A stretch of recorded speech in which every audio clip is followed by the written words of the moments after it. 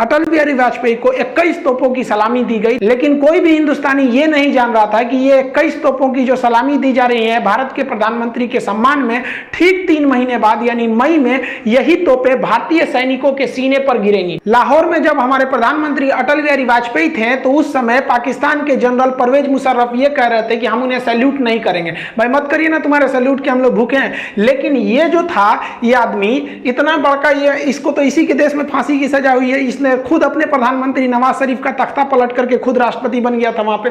तो ये इसने क्या किया, एक प्लान बनाया, ऑपरेशन बद्र, अल बद्र प्लान बनाया, और इसमें ना कई जनरल थे, 4-5 लोग, यही लोग मेन थे। इनमें सबसे महत्वपूर्ण जो थे वो तो एकदम ये तो था ही भाई, ये जनरल ही थे परवेज मुशर्रफ, और यहाँ पे चीफ ऑफ जो जनरल स्टाफ थे अजीज खान, और यहाँ मेजर जनरल जावेद हसन। ऐसा कहा जाता है कि पूरा जावेद हसन ने ही रूपरेखा तैयार किया था। हालांकि इतने लोगों का योगदान था कारगिल में। ये लोग चाहते थे कि जो शिमला एग्रीमेंट के बाद ये हुआ था, हम लोग में एक आपसी सहमति थी कि करगिल का जो एरिया है वहां टेम्परेचर -30 -40 चला जाता है, इतना ठंड हो जाता है। तो हम लोग क्या करते थे, अक्टूबर के बाद हम भी अपनी पोस्ट बंकर को छोड़ के चले जाते थे और पाकिस्तान भी चला जाता था। फिर हम लोग जाते थे मई जून के महीने में। तो पाकिस्तान ने प्लान बनाया कि 1999 में हम क्या करेंगे, अपनी जो जैसे भारत पीछे हटेगा, पाकिस्तान ने कहा कि हम लोग तो पीछे नहीं हटेंगे और उल्टे अपनी फौज भेज देंगे, उन बंकरों में घुसा देंगे जो भारत खाली करके गया है, और उन्हें हम क्या करेंगे, पूरी हथियार सप्लाई A to Z दे देंगे। ये ऑपरेशन अल बद्र में चल रहा था। इसको आप मैप से समझिए ध्यान से। ये जो आप लाइनिंग देख रहे हैं ये आपका एक्चुअली POK है, पाक ऑक्युपाइड कश्मीर। पाक ऑक्युपाइड कश्मीर का ये जो एरिया है, यहां से हम लोग, ये जिला जो आता है वो कारगिल जिला आता है। एक्चुअली लड़ाई जो थी वो कारगिल जिले में थी, वो 4 सेक्टर में थी। उसको एक्चुअली जिला कारगिल होने की वजह से उसका नाम कारगिल दे दिया। देखिए ये लाइन ऑफ कंट्रोल जो है, यहां से श्रीनगर से लेह तक एक सड़क जाता है 1A, नेशनल हाईवे 1A। अब पाकिस्तान का जो प्लानिंग क्या था कि ये हाईवे को हमको कैसे भी काट देना है। ये हाईवे काटने का 2 मकसद था। एक हाईवे को यहां से काट दीजिए और एक एरिया से, ताकि यहां से कोई सियाचिन में ना जा सके।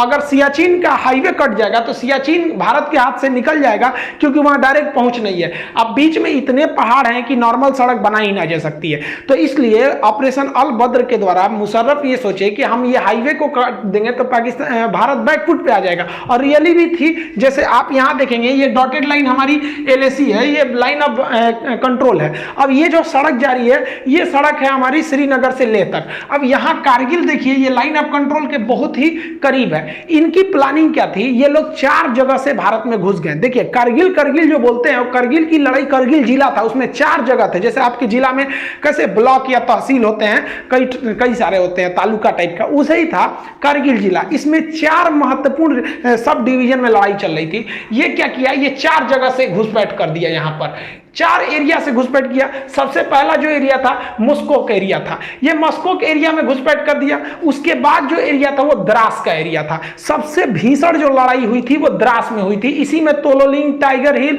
और 0.5140 इसमें सब आते थे सब ये। तो ये वाला एरिया हो गया द्रास, और इसके बाद ये वाला एरिया हो गया काक्सर। काक्सर का एरिया जो था वो एक्चुअली बैकअप के लिए इन लोगों ने यूज किया था। और काक्सर के बाद ये बटालिक एरिया, बटालिक सबसे लास्ट में था। अब आप बताइए बटालिक क्यों किया गया था, क्योंकि बटालिक पे अगर कब्जा हो जाएगा तो हम सियाचिन नहीं जा पाएंगे। तो आप देख रहे हैं ना, ये चारों पॉइंट एक्चुअली कारगिल में आ रहे थे, इसलिए इसको नाम दे दिया गया कारगिल का युद्ध। लेकिन कारगिल का युद्ध में जो सबसे भीषण एरिया जगह युद्ध हुआ था वो था द्रास में। तो अब हम लोग एक एक करके समझते हैं कि आखिर ये लड़ाइयां कैसे कैसे हुई थी। देखिए ये पहाड़ी एरिया है, यहाँ इंडस्ट्रीज नहीं है, यहाँ पर पशुपालन ज्यादा होता है। तो एक याक पहाड़ी जीव होते हैं, पहाड़ी पशु है, तो याक चरा रहे थे लोग। तो ये तासी नाम, दयाल नाम के एक व्यक्ति का याक खो गया था। वो उसे ढूंढने गया और दूरबीन में देखा तो उसको दिखाई दिया कि कुछ लोग पत्थर को खोद रहे हैं और वहां छुपने की जगह बना रहे हैं, बंकर बना रहे हैं।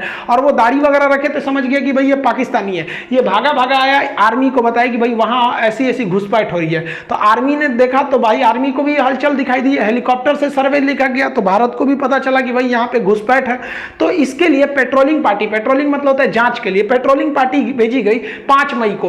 5 मई को भेजा गया पेट्रोलिंग पार्टी में 4 से 5 जवानों को वहां पर घुसपैठी। ये चारों से एक्चुअली पहाड़ पे आप चढ़ रहे होते हैं, वहां पहले से वो छुप के बैठे होते हैं, तो वो आराम से आपके ऊपर शूट कर सकते हैं। हमारे सैनिकों को उन लोगों ने मार दिया, हमारे सैनिक शहीद हो गए। इसके बाद जो हुआ वो एकदम भयानक हो गया। ये 9 मई को सीधा हमारा कारगिल के जिला पर, अब जैसे कारगिल का कई एरिया है, जैसे मस्कोक है, द्रास है, बटालिक है, काक्सर है, तो ये 4-5 अलग है, छोटे छोटे डिवीजन है, लेकिन एकदम मेन जिला पे ही कारगिल जिला में आके पाकिस्तानी आर्मी का एक तोप का गोला गिरा और भारत का जो एमुनेशन डिपो था जहां गोला बारूद रखा था पूरा वही उड़ा दिया और एक झटके में भारत को 127 करोड़ का लॉस हो गया। इन सब के होने के बाद भारत को लग रहा था कि ये मामूली घुसपैठिए आतंकवादी हैं, लेकिन धीरे धीरे पूरी तरह से साफ होने लगा कि ये आतंकवादी नहीं है। इन आतंकवादियों के पीछे पाकिस्तानी पिल्ले बैठे हुए हैं, उनकी नॉर्दर्न लाइट इन्फेंट्री के जवान बैठे थे। उनके अंदर इतना तो कलेजा नहीं है कि सामने सामने लड़े। अरे साले मर्द की औलाद थो तो सीधा बोले रहते ना कि मत लौटो। हम लोग जब लौट गए थे ठंड में तो तुम आके वहां बैठ गए थे, उसके बाद वीर बन रहे। देखिए एक्चुअली क्या होता है कि जब आप हमला करने जाते हैं तो माना जाता है कि आपकी फौज 3 गुनी होनी चाहिए क्योंकि दुश्मन पहले से बैठा है, लेकिन पहाड़ी लड़ाई में ऐसा माना जाता है कि नहीं, आपको 9 गुना लॉस होगा। एक तो आप चढ़ेंगे, आपको चढ़ाई में दौड़ नहीं सकते हैं खाली मैदान की तरह, और वो आराम से बैठा हुआ है पहाड़ में, हल्का सा एक मौका कर लेगा, बंदूक निकाल लेगा, आपको दिखेगा नहीं कहां से गोली आ रही है। अब भारत के सामने यही बड़ी समस्या थी, कैसे कैसे हमला किया जाएगा। तो ये टोटल का एरिया देखिए कारगिल है, तो इसमें हम लोग जो देख रहे थे ये वाला एरिया जो है ये मस्कोक है, इसके बाद ये द्रास है। तो मेन जो झमेला था वही वो द्रास में था, क्योंकि द्रास जो है हाईवे के एकदम करीब में भी करीब का एरिया था और यहां की जो पहाड़ियां थी वो काफी ऊंची थी, जिससे कि नेशनल हाईवे नंबर 1 पर कौन जा रहा है आराम से देखा जा सकता था। पाकिस्तान इतना डोमिनेंस कर लिया था कि नेशनल हाईवे नंबर 1 पर आप एक स्कूटर नहीं ले जा सकते थे बिना उनके हिसाब से, क्योंकि वो आराम से गोली मार सकते थे, सर पे गोली मारते थे एकदम टीप के वो सब। तो भारत को यहां पे बहुत बड़ा डिसएडवांटेज था। ये भारत की इंटेलिजेंस फेलियर थी, ये पूरी तरह से आके इन पहाड़ियों पे बैठ गए। अब ये जो आपका द्रास का एरिया दिख रहा है, ये भले इतना छोटा यहां दिख रहा है, अब ये देखिए पूरा का पूरा एरिया द्रास है। अब भारत ने अपनी थल सेना का ऑपरेशन विजय चालू किया 19 मई को, ऑफिशियली इसी दिन से युद्ध स्टार्ट हो गई। अब हम लोगों ने कहा कि भैया एक टुकड़ी द्रास में भेजते हैं, कुछ यहाँ पे मस्को के एरिया में, यहाँ पे काक्सर में, और ये वाला एरिया जो आपका बटालिक है यहाँ पे भी भेजते हैं। भीषण लड़ाई हो गई आपकी द्रास में, चूंकि द्रास का एरिया बहुत ऊंचा पे था। अब यहाँ 3-4 ऐसे जगह थे जहां पे कब्जा करना जरूरी था, जैसे तोलोलिंग हो गया, टाइगर हिल हो गया, पॉइंट मतलब देखिए यहाँ पे बहुत छोटे छोटे पहाड़ी भी हैं सब लाइन से, तो इसका अलग अलग नाम ना देके सेना के मानचित्र में उसका नाम दे दिया गया पॉइंट 5140, और एक और पॉइंट है पॉइंट 4590। ऐसे कई ठो पहाड़ियां हैं सब, और ये पूरा मिला देते हैं ना तो ये एरिया बनता है द्रास। अब इस द्रास के एरिया में युद्ध करना बड़ी भयानक था। इधर तोलोलिंग थी, तोलोलिंग के बाद यहाँ पर आपका मम था, फिर पॉइंट 5140 था। ऐसे करते करते इस एरिया तक पूरा जीत लेंगे तो लास्ट में पड़ता था टाइगर हिल।